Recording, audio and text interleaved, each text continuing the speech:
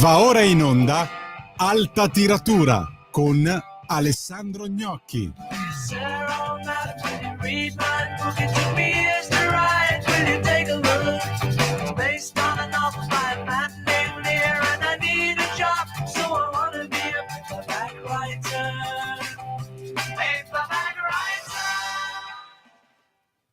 Buongiorno Alessandro. Buonasera, eccoci arrivati alla puntata di venerdì 29 agosto. Io sono Alessandro Gnocchi, questa è Radio Libertà, state ascoltando Alta Tiratura. Siamo in diretta da Venezia, dove si sta svolgendo la mostra del cinema organizzata dalla Biennale come ogni anno. Anche quest'anno, come l'anno scorso, è un'edizione ricca di film importanti e di star internazionali. Le più attese sono sempre quelle hollywoodiane. Quest'anno abbiamo avuto per ora Emma Stone, Julia Roberts, Andrew Garfield, George Clooney, arriverà presto Jude Law e poi ci saranno tanti altri personaggi e protagonisti. Apro su Venezia per due motivi. Il primo motivo è che di fatto è l'evento culturale più rilevante di questo scorcio di estate e abbiamo visto per ora dei film in cui che danno secondo me adito a un certo dibattito. Il primo film di cui vi voglio parlare, per arrivare poi a tematiche culturali e eventualmente a libri, il primo film di cui voglio parlare l'ho visto ieri sera, si intitola After the Hunt, è l'ultimo film di Luca Guadagnino. La protagonista femminile è una bravissima Julia Roberts, il protagonista maschile è un altrettanto bravo Andrew Garfield.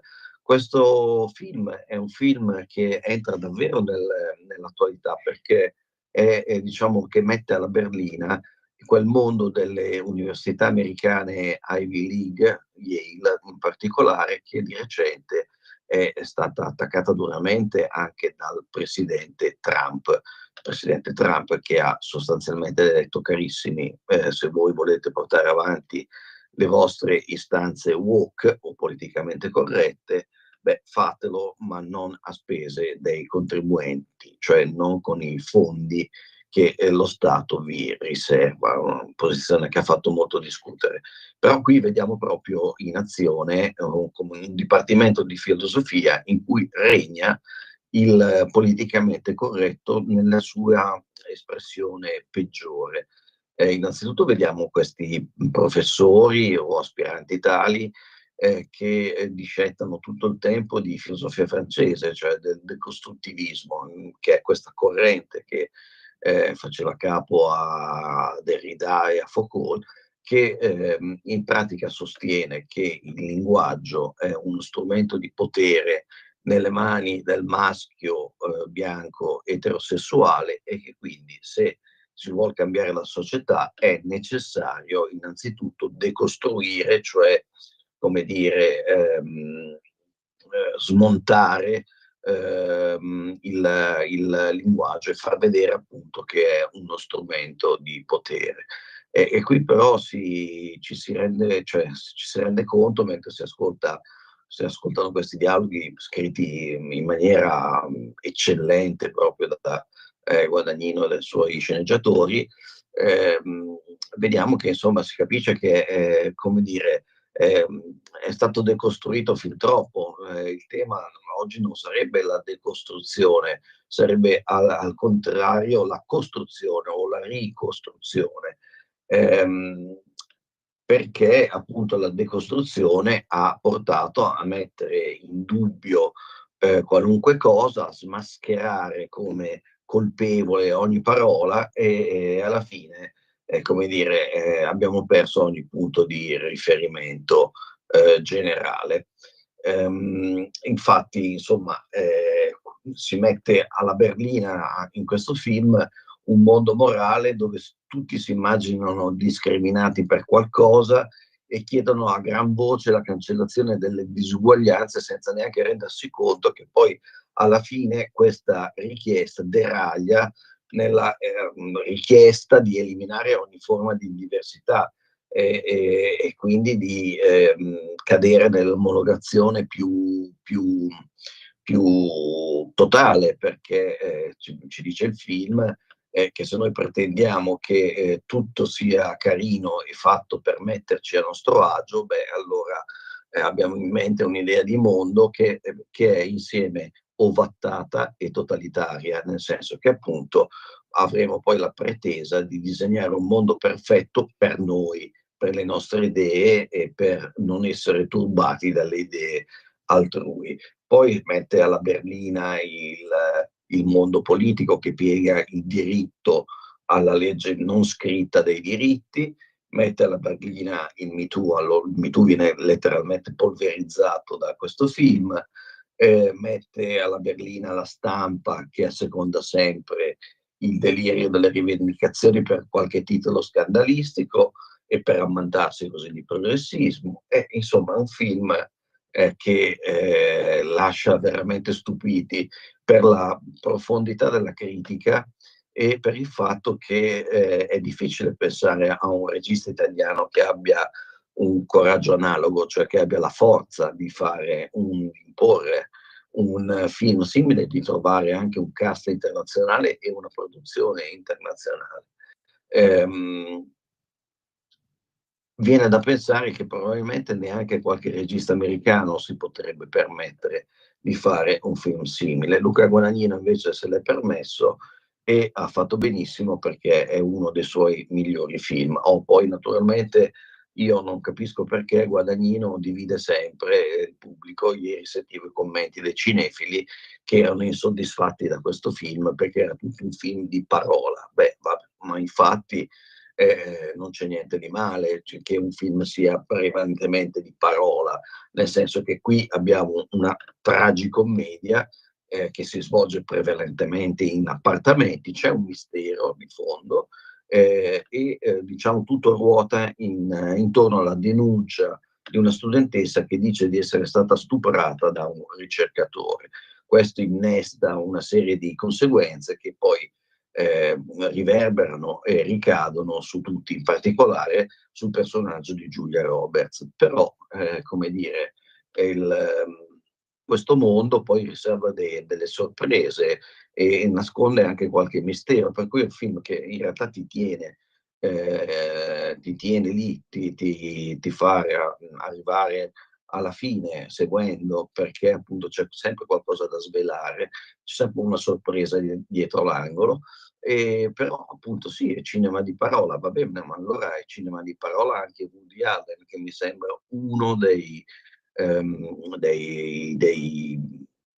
ispiratori di questa commedia drammatica di Guadagnino. Non è è forse diciamo, il Woody Allen della fine degli anni 80, all'inizio degli anni 90, quando aveva iniziato a fare dei film che non erano completamente comici, anzi spesso erano perfino tragici. E l'altra invece, l'altra connessione che ho trovato molto evidente è che magari lo è, diciamo, come dire, a insaputa di Guadagnino, nel senso che entrambi hanno investigato quel mondo, è La macchia umana, che è il grande romanzo di Philip Roth contro il politicamente corretto, quando il politicamente corretto ancora, diciamo, non era precisamente sugli scudi, almeno non in Europa, e anche quello un romanzo, diciamo, contro il Me Too. È la storia appunto di un professore che viene disintegrato dalle accuse delle studentesse, salvo poi scoprire che ha un po' di sangue afroamericano e questo in qualche modo finisce con riabilitarlo. Ci sono evidenti punti di contatto anche nell'ambientazione, no? Che è appunto il mondo universitario. I dialoghi di questo film li ho trovati a tratti memorabili, tanto che La cosa che avrei voluto fare subito, ma per ora non ci sono riuscito, è fermare Guadagnino e chiedergli se mi dava la possibilità di pubblicarli sul giornale, perché sono dei dialoghi che mi sembrano presi, ad esempio, non so, facciamo qualche esempio librario, da White, il pamphlet contro il politicamente corretto di Bret Easton Ellis, che uscì qualche anno fa, 2 o 3 anni fa, oppure potrebbero stare in un libro di Tom Wolfe, non tanto il Tom Wolfe di Radical Chic, ma il Tom Wolfe di Io sono Charlotte Simmons, che è uno dei suoi ultimi romanzi, molto criticato, pubblicato in Italia da Mondadori, molto criticato perché metteva alla berlina proprio il mondo delle università americane. Però,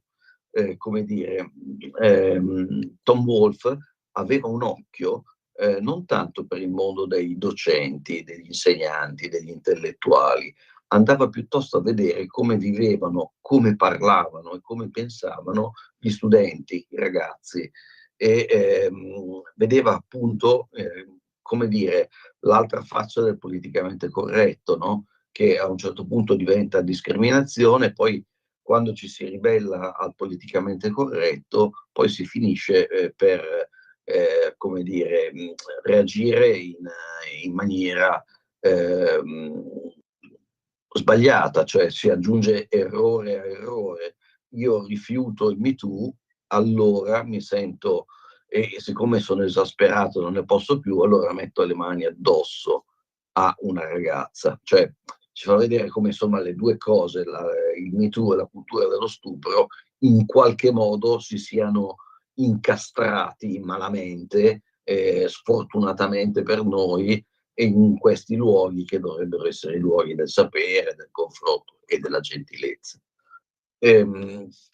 Quindi questo film ve lo consiglio e vi consiglio di recuperare i libri che vi ho citato mentre ne parlavo, perché sono appunto una piccola bibliotechina contro il politicamente corretto e anche divertente. Se poi volete metterci una cosa che è meno divertente ma rilevante e calzante, allora potete mettere La chiusura della mente americana, che è un saggio di Alan Bloom, un saggio degli anni '80 che fece scalpore. Era il saggio in cui Alan Bloom, che era un filosofo che insegnava proprio a Yale, se non mi ricordo male, Alan Bloom diceva, in sostanza, criticava aspramente il fatto che gli atenei americani importassero la filosofia francese di cui si parlava prima. Diceva che bisognava ritornare ai classici, e bisognava farlo perché sono i classici a insegnare cos'è l'umanità, cos'è il confronto, e di conseguenza menava dei fendenti diciamo all'establishment dell'epoca e alle idee dell'establishment, motivo per cui fu duramente attaccato da tutti. Trovò solo un difensore a spada tratta, che è un altro grande scrittore, ovvero Werner Herzog, che era anche suo amico, scusate, Solbello, che era anche suo, oltre ad essere suo collega, era anche suo amico personale. Ho detto Werner Herzog perché ho appena visto la conferenza stampa di Werner Herzog, a cui è stato il grande regista, a cui è stato dato il Leone d'Oro alla carriera, consegnato da un altro mito del cinema che è Francis Ford Coppola, no, intendevo Solbello.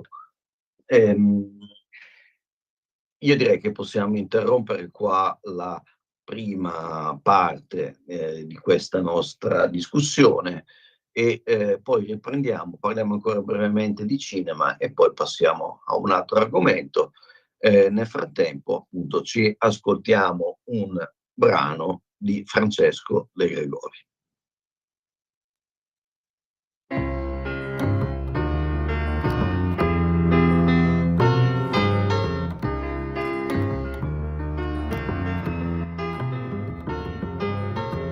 E qualcosa rimane tra le pagine chiare e le pagine scure, e cancello il tuo nome dalla mia facciata, e confondo i miei alibi e le tue ragioni, i miei alibi e le tue ragioni.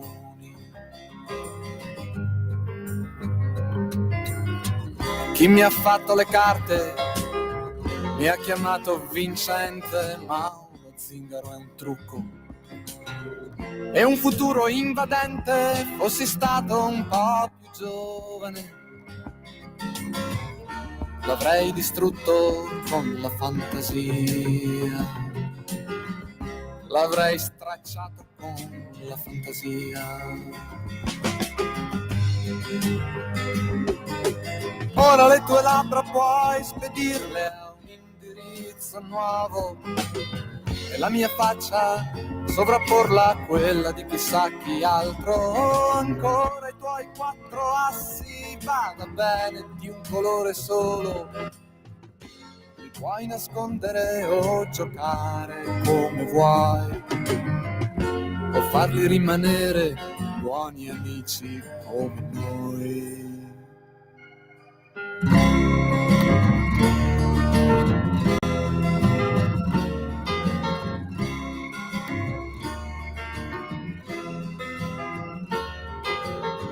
Santa voglia di vivere e dolce venere di Rimmel,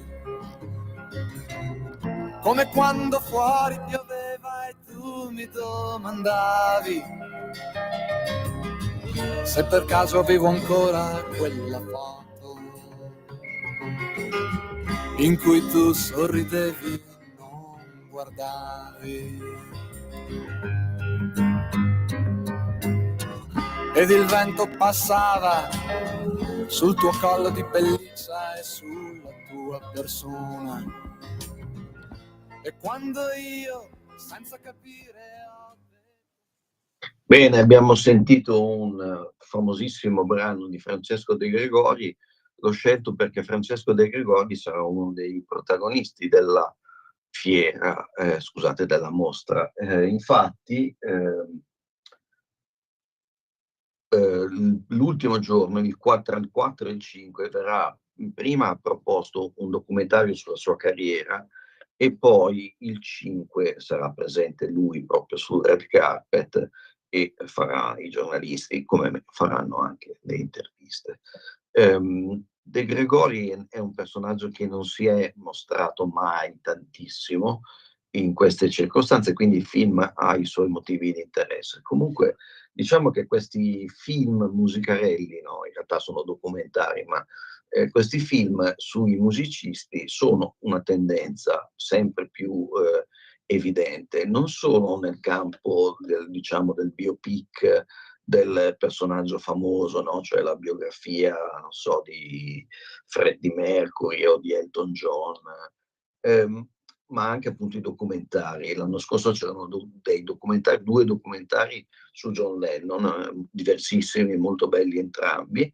Quest'anno la presenza di questi prodotti era talmente elevata che è stata aperta in pratica una sottosezione e non so, io adesso vi cito 3 titoli di cantanti italiani. C'è il biopic, c'è il documentario su Francesco De Gregori, c'è quello su Piero Pelù e la storia di come si è ripreso da un trauma acustico che l'ha fatto svenire in studio e poi risvegliare con l'acufene, quel fischio terribile per un musicista, anche per una persona comune, fischio continuo che non si spegne mai. Poi c'è un documentario su Nino D'Angelo, ma nei giorni scorsi sono passati anche altri nomi, magari più internazionali, ma insomma è una evidente tendenza di questi anni. E il film, peraltro, esce in coincidenza con la ristampa di Rimmel, che è forse il disco più famoso di Francesco De Gregori, e che ha questa caratteristica, cioè che è strana, che recentemente non si trovava molto, tant'è vero che i collezionisti, come me, hanno notato che un disco così famoso raggiungeva, che quindi diciamo largamente diffuso, raggiungeva comunque delle cifre discrete nel mercato dei collezionisti. Queste cifre adesso sono destinate a crollare, perché ovviamente uscirà la nuova versione rimasterizzata che sarà in tutti i negozi, giustamente. Bene, abbiamo parlato quindi tanto della mostra del cinema di Venezia, ci avanza qualche minuto e io dedicherei questi minuti a un argomento che mi sembra molto interessante. Dunque, lasciatemi prendere i miei appunti. Sto arrivando.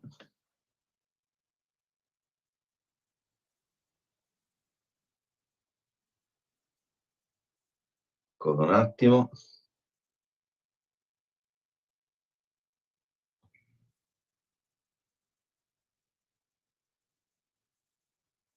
Va bene, non li trovo, andremo a memoria. No, allora si tratta di questo in sostanza. Si tratta del fatto che è uscito un numero speciale che è della rivista dei Due Mondi, che è una rivista francese particolarmente longeva, esiste da più di un secolo e è anche, come dire, molto divertente talvolta e orientata sempre diciamo, alla politica tagliata in modo culturale, che è poi forse il modo più interessante per cui osservarla. Niente, non riesco proprio a trovare gli appunti, il computer fa degli scherzi, adesso me ne ha appena fatto uno, non importa, vi racconto io di che cosa si tratta. Si tratta di questo, cioè nell'ultimo numero c'è un dossier molto ampio, molto divertente, sull'arma più forte della politica. Ora si dice sempre che è la propaganda, che è il cinema, cioè ognuno ha le sue versioni. La versione della vista dei Due Mondi è che invece è l'umorismo l'arma più forte. E quindi, diciamo, questo numero si diverte a collezionare le battute dei grandi uomini politici. Si va anche quelli che magari uno non si aspetta, tipo, non so, De Gaulle non avrebbe tanto l'aria del battutista, eppure scopriamo che invece era capace di scherzare e di far ridere. Noi in Italia abbiamo avuto due maestri del battutismo politico. Uno è il celeberrimo Giulio Andreotti, potere loro a chi non ce l'ha, anche se qualcuno dice che in realtà questa battuta non era sua. E poi abbiamo avuto Berlusconi, che invece era un raccontatore di barzellette. Qui, ecco, naturalmente compare adesso, non so, uno dei battutisti più celebri sicuramente fu Churchill. In Parlamento era diventato maestro nello sketch del finto assorbimento, fingeva di addormentarsi, inarcava la schiena, chiudeva gli occhi, iniziava a respirare rumorosamente, apriva la bocca e di solito l'oratore cadeva nella trappola senza resistere alla tentazione di prenderlo in giro. E una volta gli fu detto: Winston, è assolutamente necessario che dormiate quando parlo? Risposta con gli occhi che si spalancano all'istante: ma per niente, è assolutamente volontario. Oppure: Winston, state dormendo? E lui rispondeva: beh, magari fosse vero. E poi, insomma, ci sono dei suoi aforismi geniali. Avere talento politico, diceva, significa essere capaci di prevedere quello che succederà domani, la settimana prossima, il mese prossimo e l'anno prossimo, e poi essere capaci di spiegare perché non è successo.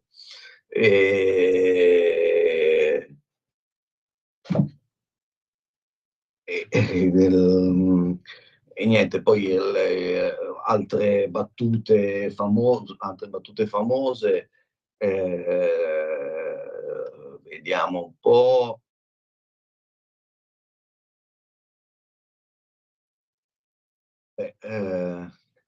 Ad esempio, questa è cattiva, di Andreotti, la fece nel 1990, davanti alla Germania riunita, disse: io amo talmente la Germania che ne preferisco due.